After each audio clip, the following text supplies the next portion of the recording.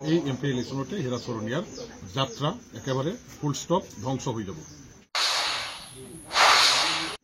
এই বডলেণ্ড অঞ্চলৰ আমাৰ বিশেষকৈ বড়ো সমাজৰ মানুহবিলাকে নিজৰ জাতীয় যিটো দল সেই দলৰ লগত থাকি পেলাইহে ৰাজনীতিটো কৰিলে তেখেতসকলে মানে কি কয় মেণ্টেলি শ্বুট কৰে। আৰু আপোনালোকে চাওক যে এটা সময়ত বড়োবিলাকে কংগ্ৰেছ কৰিছিলে,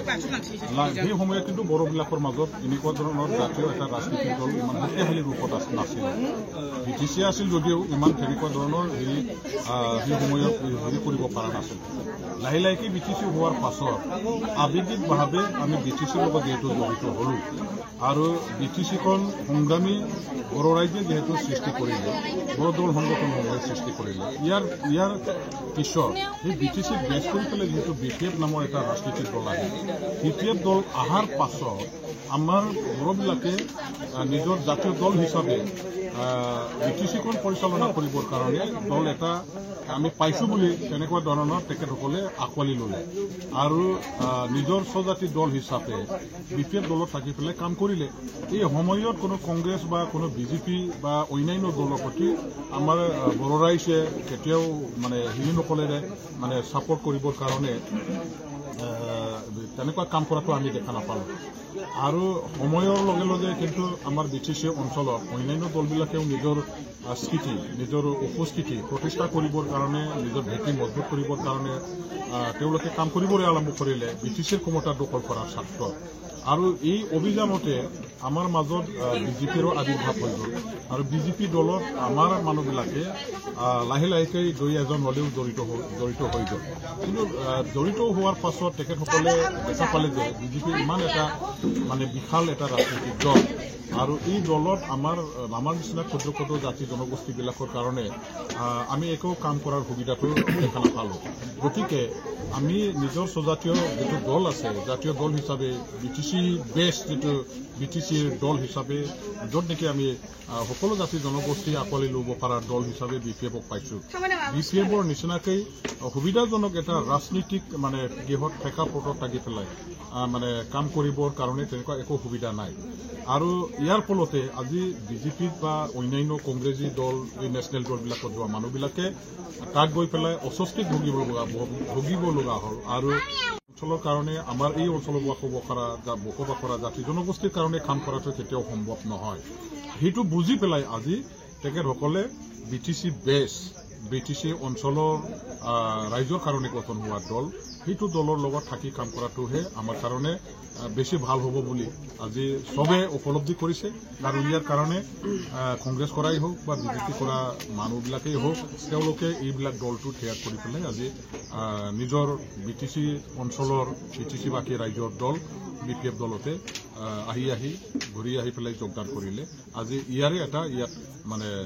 এই ব্যতিক্ৰমটো ঘটিছে। এই ঘটনাটো আমাৰ দতমা মণ্ডল মণ্ডল BJPৰ প্ৰেছিডেণ্ট তেখেত মানে ৰাজেন্দ্ৰ নাৰ্জাৰীৰ গাঁওখনৰ আমাৰ এই BJP কৰাবিলাকে তেখেতৰ যিসকল সতীৰ্থ তেওঁলোকে আজি আমাৰ BPFত আমাক মাতি আনি নিজৰ গাঁৱতে তেওঁলোকে যোগদান কৰিছে। এইটো আমাৰ কাৰণে খুব এটা মানে ভাল খবৰ। আৰু এইখন গাঁৱত এতিয়া BJP কৰ্মী হিচাপে নাই বুলি আমি ক'ব পাৰোঁ। অকল হয়তো সভাপতি হিচাপে ৰাজেন্দ্ৰ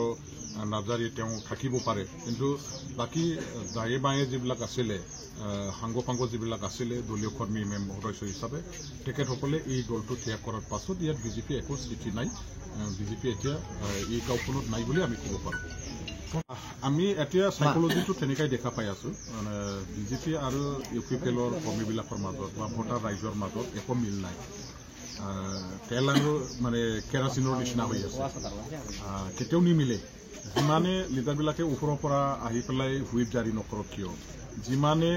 যৌথভাৱে যুটীয়া মেল মিটিং নকৰক কিয়, যিমানে আমাৰ ইয়াত পলিটিকেল কোচিং বা ক্লাছ নিদিয়ক কিয়, ভোটাৰ ৰাইজৰ মাজত মানে UPPL আৰু BJPৰ মাজত একেবাৰে কোনো মিল নাই। হুইপ জাৰি কৰিলেও তেখেতসকলে কেতিয়াও নামানে আৰু BPF দলকে তেখেতসকলে নিশ্চয় ভোটদান কৰি পেলাই UPPL দলৰ বিৰুদ্ধে তেওঁলোকে কাম কৰিবৰ কাৰণে বা সিদ্ধান্ত ল'বৰ কাৰণে সাজু হোৱাটো আমি তেখেতসকলৰ সাইকোলজিৰ পৰা তেওঁলোকৰ বডি লেংগুৱেজৰ পৰা কথা বাৰ্তাৰ পৰা আমি বুজিব পাৰোঁ যে আমাৰে লাভ হ'ব আৰু BPF দল ইয়াৰ কাৰণে আমি প্ৰত্যেকটো দল সংগঠনবিলাকৰ পৰা ভোট পাবলৈ গৈ আছোঁ আৰু আমাৰ জিকাটো ইয়াৰ কাৰণে 100% স্পষ্ট বুলি আমি ক'ব পাৰোঁ এই দিনটো কেতিয়াবাই উকলি গৈছে বড়ো অনাবড়ো যিটো ৰাজনীতি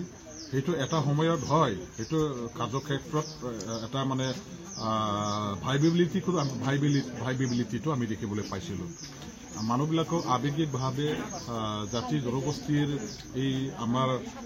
বিশেষকৈ বড়ো বিৰোধী যিবিলাক চেণ্টিমেণ্ট ইয়াৰ এই চেণ্টিমেণ্টটো বিভিন্ন অনাবড়ো ভাই ককাইসকলৰ মাজত যদিও সোমোৱাই দি পেলাই তেখেতে ভোটখিনি আদায় কৰিব পাৰিছিল আৰু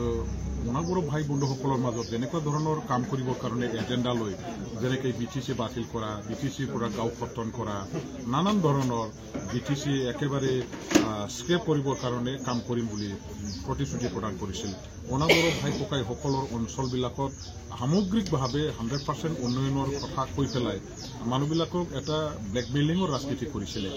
এতিয়া 10 বছৰ MP হৈ থাকি পেলাই তেখেতে যেহেতু নিজে প্ৰস্তুত কৰা এজেণ্ডা আৰু নিজে ৰাইজৰ আগত দিয়া প্ৰতিশ্ৰুতি এটাও কাৰ্যকৰী কৰিব পৰা নাই এটাও প্ৰতিশ্ৰুতি পূৰণ কৰিব পৰা নাই যাৰ কাৰণে ৰাইজে এতিয়া কামৰ ওপৰতহে নিৰ্ভৰ কৰিছে যে কোনে কি কাম কৰিছে কোনে নিজৰ প্ৰতিশ্ৰুতি ৰক্ষা কৰি চলিছে কোনে কাৰ নিজৰ এজেণ্ডাটো ফুলফিল কৰিব পাৰিছে ৰাইজৰ কি লাভান্বিত হৈ গ'ল হয় নহ'ল এইবিলাক চাই মেলি এতিয়া সিদ্ধান্ত ল'বলৈ গৈ আছে যে অকল বড়ো অনাবড়োৰ এই কথাৰ ওপৰতে ভিত্তি কৰি পেলাই আমি কেতিয়াও ৰাজনীতি কৰিব নোৱাৰোঁ আমাক লাগে ডেভেলপমেণ্ট আমাক লাগে অধিকাৰ আমাক লাগে প্ৰাপ্য